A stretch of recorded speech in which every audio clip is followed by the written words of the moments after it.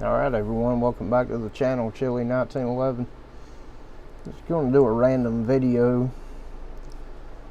Got a bowl here of just some random ammo that I keep in my gun safe. Let me know down in the comments if y'all have just a random bowl or box of miscellaneous cartridges or whatnot, or maybe I'm the only one that does that, but figured I'd go through. Some of them are kind of unique, some of them are pretty common, but just thought I'd look through this and bring y'all with me. A couple of sling swivels. Keep a penny in there. This one is a 1980. If you don't know, prior to 82,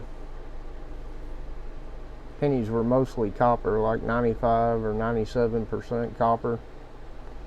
The reason I keep that one in there, you kind of see on the edges are a little roughed up. But if you have, say, an old shotgun or rifle or something, and you're starting to get some surface rust or something on a barrel, you can take a little bit of gun oil and spread over that surface rust. Take you a real penny, you know, prior to 1982, something to do with the copper. You can take that, put your oil on it, say, you know, on your shotgun barrel, it's got a little surface rust, and just lightly rub that penny up and down on that surface rust. Then you can take a napkin or something, it'll pretty much wipe it right off. Something to do with the copper in the penny, but that's why I have that there.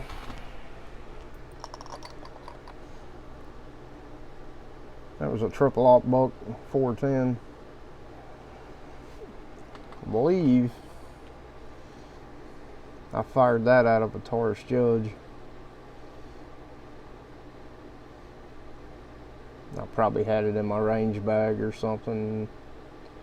Just kept it for some reason.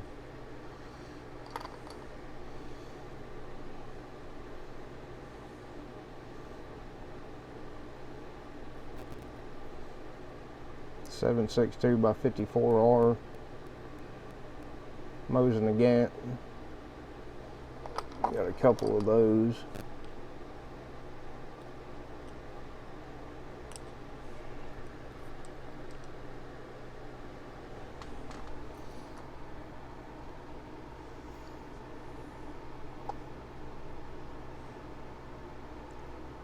.303 British.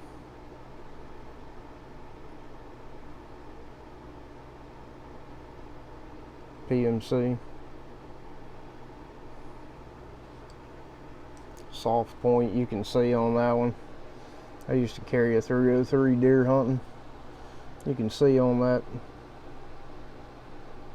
lead tip where it's kind of mushroomed out.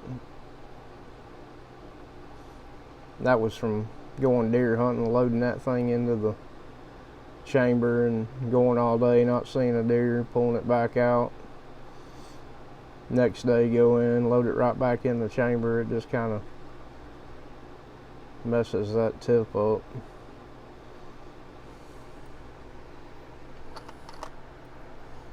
It's another 303 British.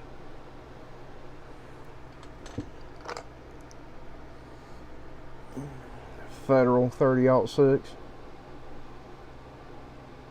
Same thing on it. Mushroomed out, that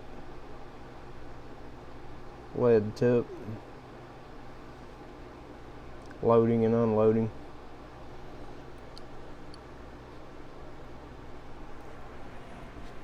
Let's see here, this one's 410, 2.5, 410 slug. Winchester. Super X.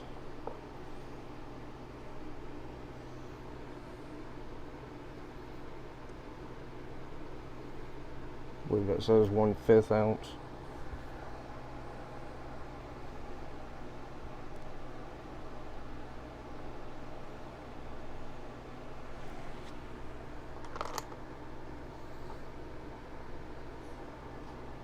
Big Winchester 44 special.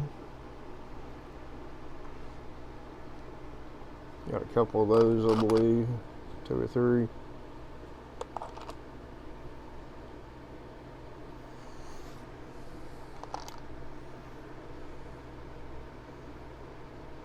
.223 Remington.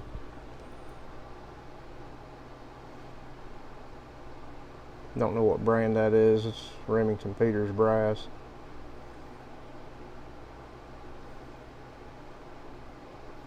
Hollow point.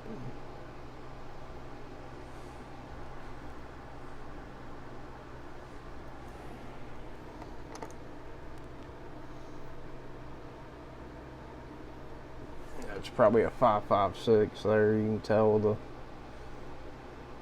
brass. A lot of the 5.56 I've noticed probably once fired brass. That's just a full metal jacket.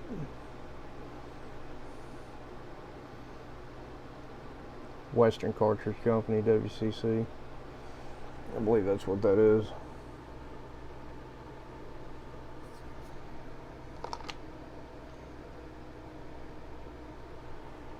Federal hollow point, 40 Smith and Wesson. Has a deep cavity on that hollow point. Take this 5.56. Pretty deep.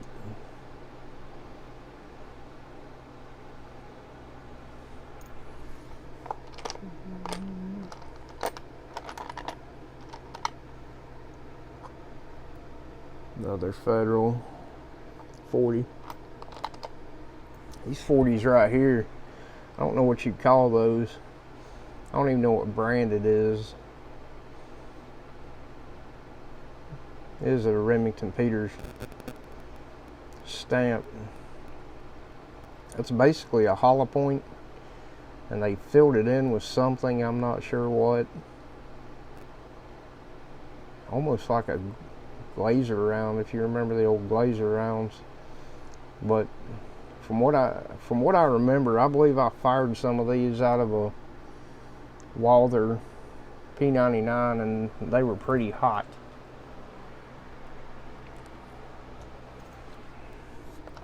And another one of those.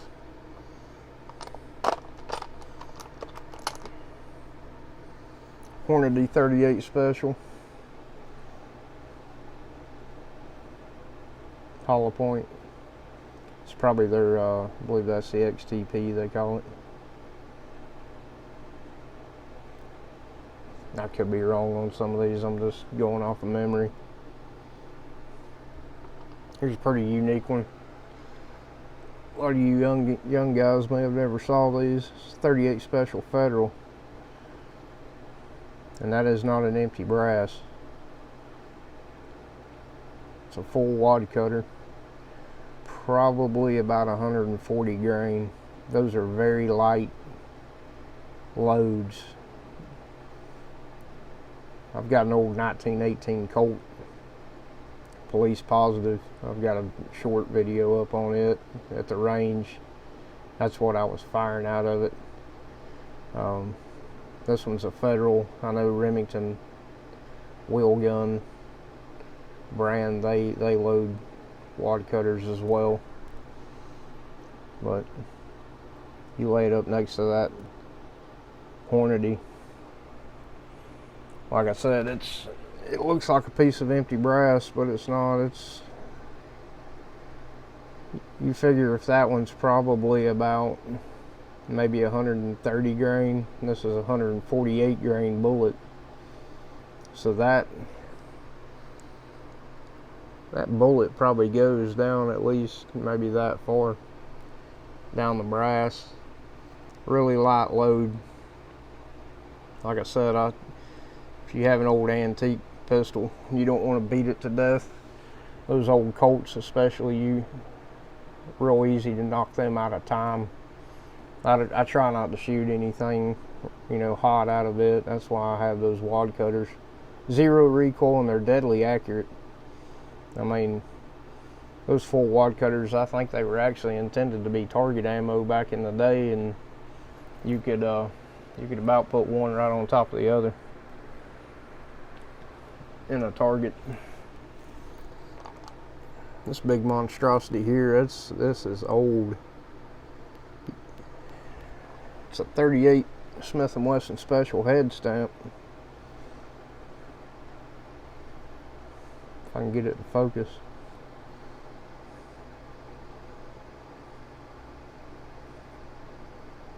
Well, I'll take my word for it.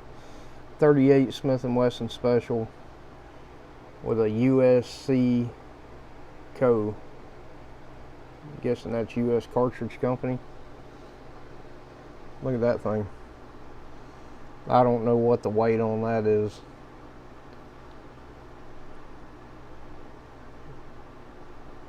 But it's pretty heavy. I would imagine it goes down to that recession right there. I don't know. You don't see ammo like that anymore. That's a pretty old cartridge.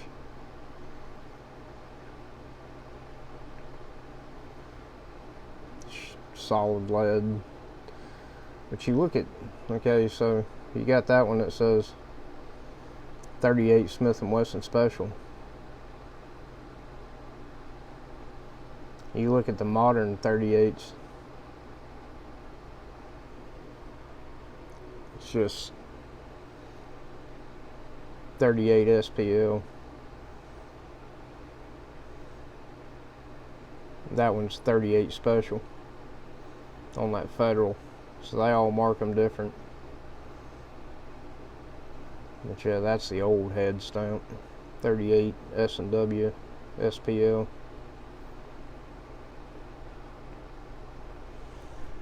There's another Hornady 38, another one of those weird 40s. I had a whole pocket full of them. Like I said, they were pretty hot, so I didn't shoot a lot of those.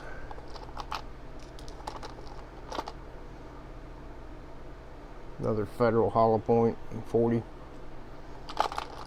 There we go. Here's something.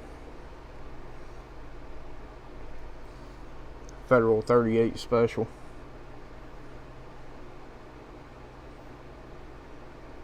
Lead bullet. You know what? These, now that I think of it, this one and this old one are probably 158 grain. Solid lead. This one, it's not as old as that one, but it has that, you can almost see that recession too, where they've crimped that bullet down in there. It's a lot of lead. There's a Winchester 38 special. That's hollow point. I would say that's probably a silver tip, just by looking at it. I don't even know where I got that. I don't remember buying a box of silver tips for a 38. I got some for a 9, but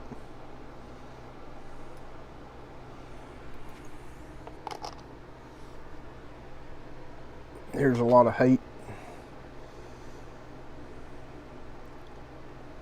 Hornady XTP or ballistic tip, 357 Magnum.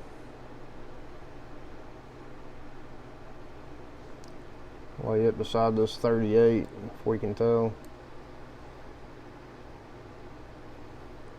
357, just slightly, well, I'm not lined up very well, but 357's casing just slightly longer than the 38.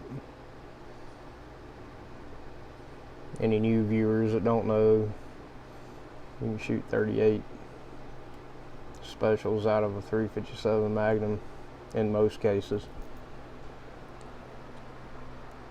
but you cannot shoot a 357 out of a 38. Don't try that. There's another Hornady, another one of those Wad Cutters. There's a little 380 Remington Peters head stamp. Probably about an 80, 90 something grain bullet, Full Metal Jacket. That one's not that old, it's just been laying in there with all these other pieces of brass and kind of got some age to it.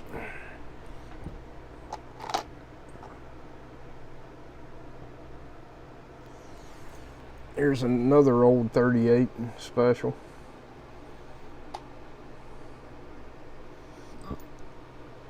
That's a Western cartridge company with a 38 special head stamp. Or, excuse me, 38 S&W special. So that's an old guy like this one.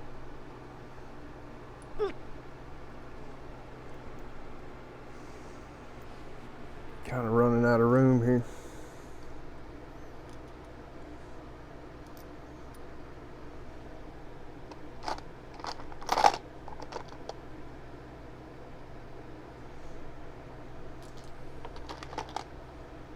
Another big 44 Smith and Wesson special. That's a Western cartridge. I don't think I have a 44 Magnum in here.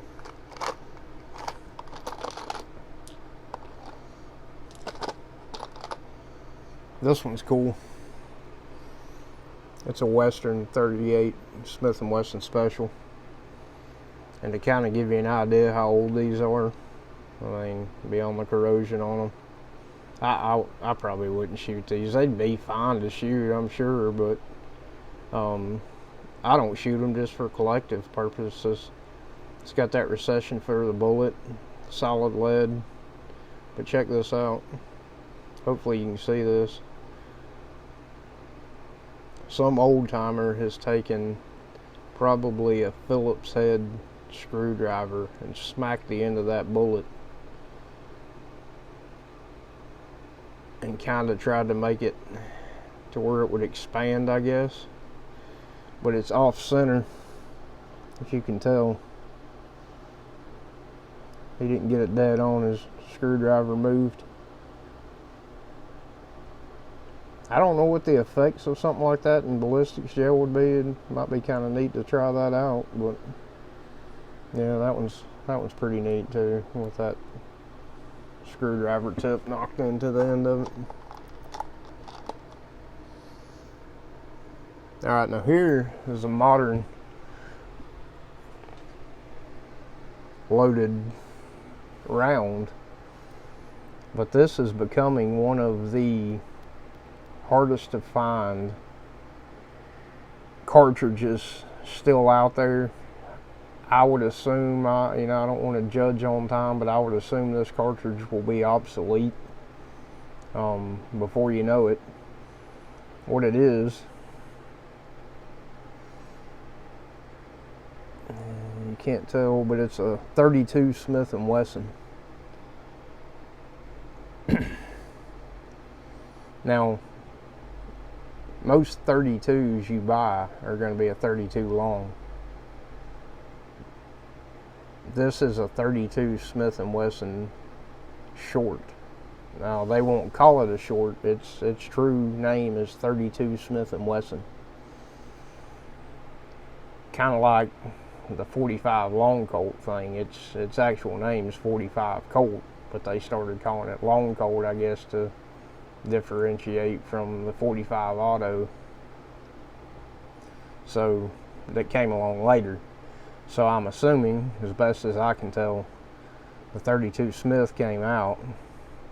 It's a very weak round. Like, I have a video of a Smith and Wesson top break safety hammerless as well.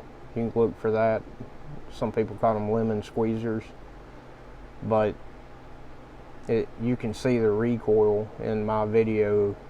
It's not there. It's like shooting a 22. I mean, it's way weaker even than, a 380. Very similar in size to a 380 as far as length, but the camera's not really doing justice. But that 380, is 0.38 versus 0.32. But yeah, 32 Smith and Wesson short.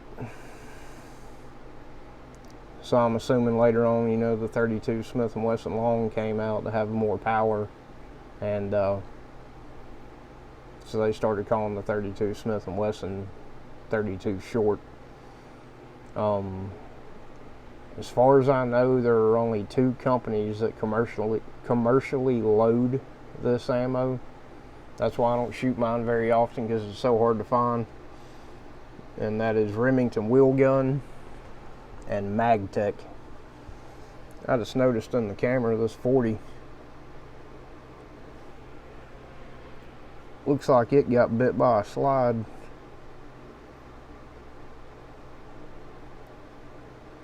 Probably ejecting that thing out of the pipe, and it slide must have closed on it or something.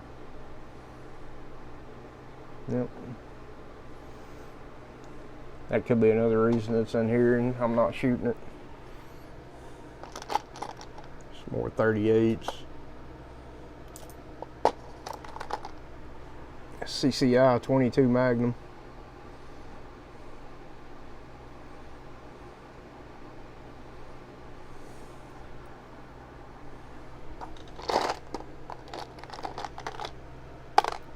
CCI 22 Magnum rat shot,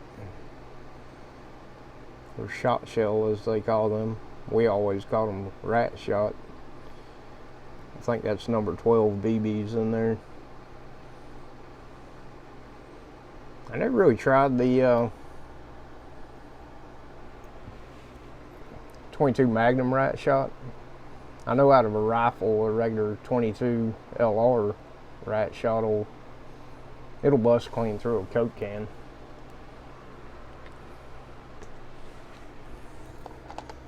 Another 38. Here's that's probably a CB long 22 LR. CBs are real quiet. They don't have a lot of powder in them. Growing up, guys used to use CBs coon hunting, because they make a lot of racket in the middle of the night. It's 22 CB short right here. And they're pretty much silent. They sound about like a pellet gun. Here's old Remington 22 LR. I forget what you call these. These may be like the ones with the yellow jacket on the box, but it's like a truncated round. And it has some like knurling to it there. It's hollow point. Kind of looks like a crayon or something.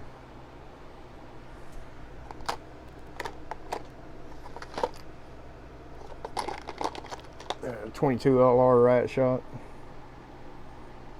CCI as well.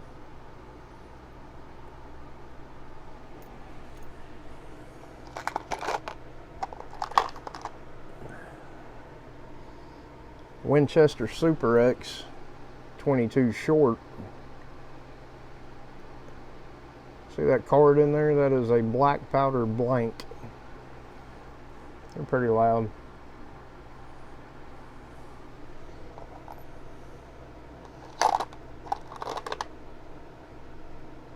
Okay, here we go. Here's an oddball that you don't see very much. This is an old one. Any guesses?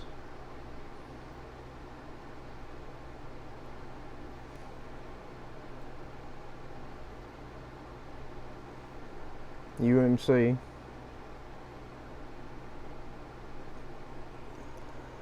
Really wish I could get that camera to focus. That is a 38 Smith and Wesson. Just 38 S&W. So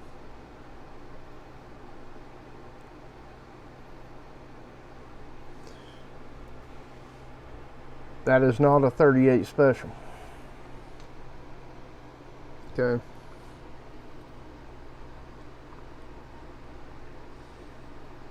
So I'm gonna give you a quick history lesson here. All right, we're gonna put this right here, that 38 Smith and Wesson. Here's the 38 special.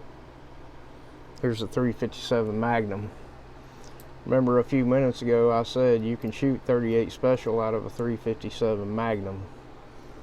Okay. A 38 special is actually .357 or somewhere very close to that. It's not a true .38.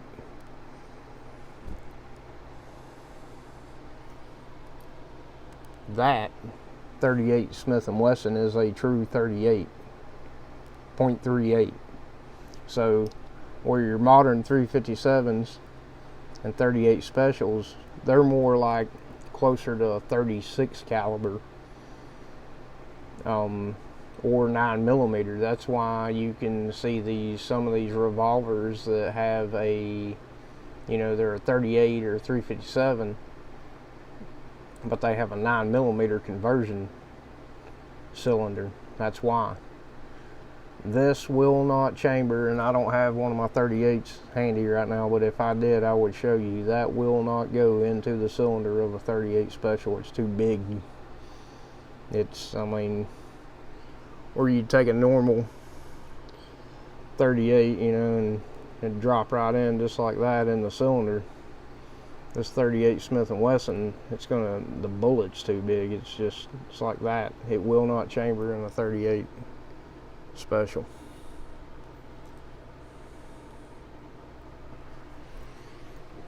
I think that's pretty much about it for this little box of, or little bowl of miscellaneous ammo. But had a couple oddballs in there I wanted to show, and hope y'all enjoyed the video. Maybe you learned a little something. But appreciate y'all watching. Catch you in the next one. Chili 1911 out.